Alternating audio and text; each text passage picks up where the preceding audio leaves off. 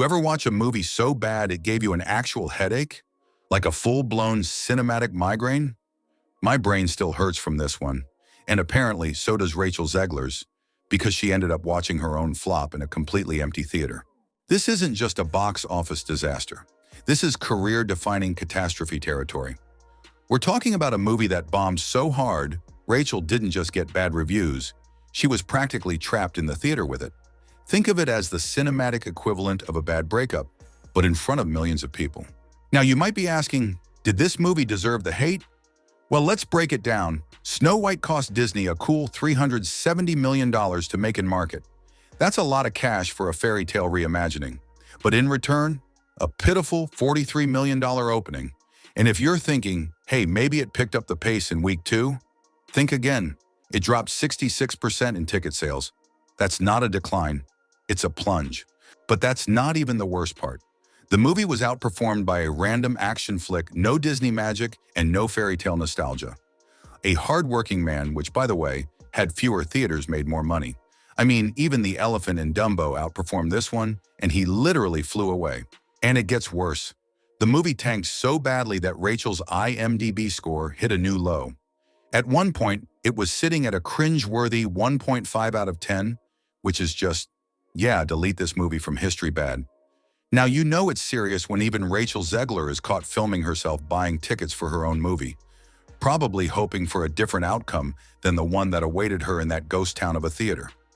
At this point, the meme factory is in full swing. People are posting empty theater seats, and let's just say, it's not looking good. But wait, there's more. Rachel didn't just sit back and let the movie flop. No. She took to social media, where she took shots at the original Snow White, calling it weird and dragging the prince for being a creep. Yeah, that didn't sit well with the die-hard Disney fans who grew up on that movie.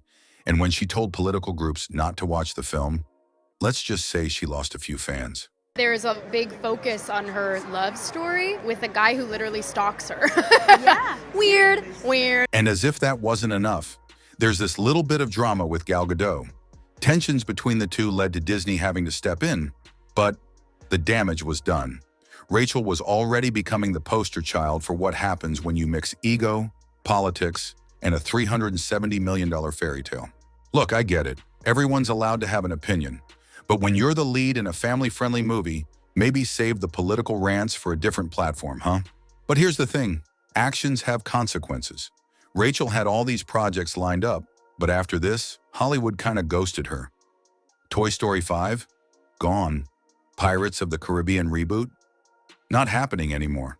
Turns out, more drama than box office receipts doesn't exactly attract the biggest gigs. So, after all of that, what's left? Well, Rachel did post how Snow White was life-changing for her, but the damage was pretty much done. The movie's a punchline now. The reviews are brutal. And Disney, well, they're bearing this one. But hey, that's Hollywood, right? So, is this the end for Rachel Zegler? Can she bounce back from this royal disaster? Or is this just another case of a migraine-inducing movie flop that will haunt the industry for years?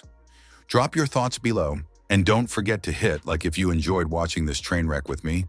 And remember, sometimes the best way to watch a movie is with a grain of salt and a bottle of Advil.